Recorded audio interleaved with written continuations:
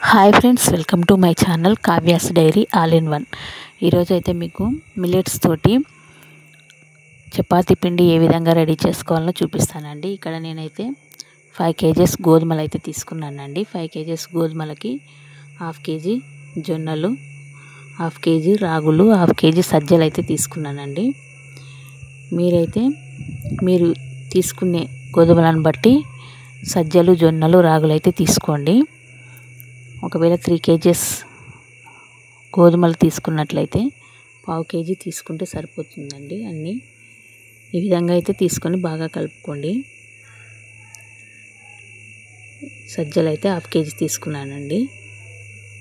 ఈ విధంగా అన్నీ కలుపుకొని చపాతీ పిండి రెడీ చేసుకొని చపాతీ చేసుకున్నట్లయితే మీకు హెల్త్కి అయితే చాలా మంచిదండి. ఈ విధంగా అయితే చేసుకొని తినండి.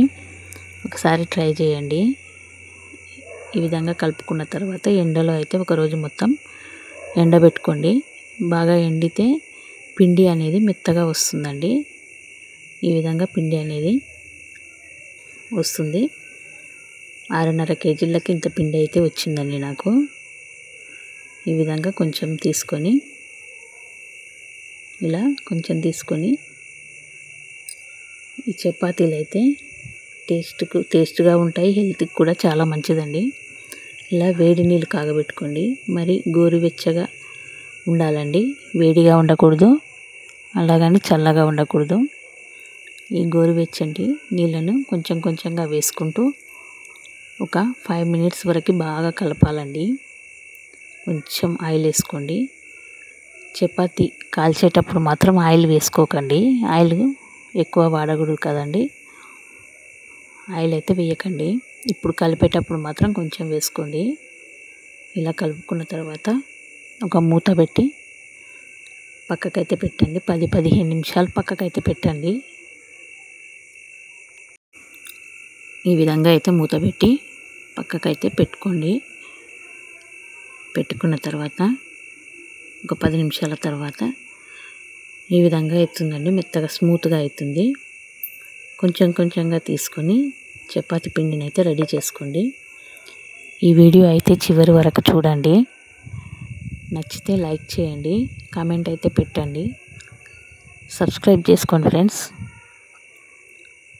బెల్ బటన్ అయితే క్లిక్ చేసి సబ్స్క్రైబ్ అయితే చేసుకోండి. ఆల్ అనే ఆప్షన్ని సెలెక్ట్ చేసుకోండి ఫ్రెండ్స్. ఈ విధంగా చపాతీ అయితే బాగా కలుపుకోవడం వల్ల స్మూత్గా అయితే వస్తుందండి. చపాతీ ఈ విధంగా అయితే చేసుకోవాలి. జొన్న రొట్టె రాని వాళ్ళు ఈ విధంగా అన్నీ కలుపుకొని చపాతీలాగా చేసుకొని తింటే చాలా మంచిదండి. జొన్న రొట్టె రాని వాళ్ళు కానీ, రాగి జావ తాగలేని వాళ్ళు కానీ ఈ విధంగా అయితే చేసుకోండి. ఇందులో ఫైబర్ అయితే ఎక్కువగా ఉంటుంది కాబట్టి హెల్త్కి మాత్రం చాలా మంచిదండి. షుగర్ ఉన్న వాళ్ళకైతే ఇంకా బెస్ట్ అని చెప్పొచ్చండి. మార్నింగ్ ఒకటి, ఈవినింగ్ ఒకటి తిన్నట్లయితే హెల్త్కి అయితే చాలా మంచిదండి. ఈ విధంగా స్మూత్గా చపాతీ అనేది వస్తుందండి. ఈ విధంగా అయితే చేసుకోండి. ఇలా చేసుకోవటం వల్ల జొన్న రొట్టె రాని వాళ్ళు కూడా ఈజీగా చేసుకోవచ్చండి. ఇలా చిన్నగా పెనం అయితే వేయండి. పెనం పైన వేయండి. కొంచెం పైనంగా వాటర్ చల్లుకోండి. చల్లుకోకపోయినా ఏం కాదండి, మంచిగానే వస్తుంది చపాతీ అనేది. ఈ విధంగా అయితే వస్తుందండి చపాతీ.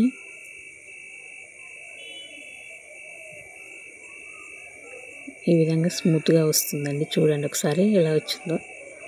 ఏ కర్రీతోటైనా తిన్నా టేస్టీగా ఉంటుందండి చపాతీ అనేది. ఇలా మార్నింగ్ 1 లేదా 2, ఈవినింగ్ 1 లేదా 2 తిన్నట్లయితే హెల్త్కి అయితే చాలా మంచిదండి. డైట్ చేసే వాళ్ళకి ఇది బెస్ట్ ఆప్షన్ అని చెప్పొచ్చు. ఈ విధంగా అయితే చేసుకొని తినండి, చాలా మంచిదండి. ఇవి హాట్ బాక్స్లో పెట్టుకోండి, స్మూత్గా ఉంటాయి. సూపర్ ఉందండి ఇదైతే. హాట్ బాక్స్లో పెట్టుకోండి. వీడియో నచ్చితే లైక్ చేయండి.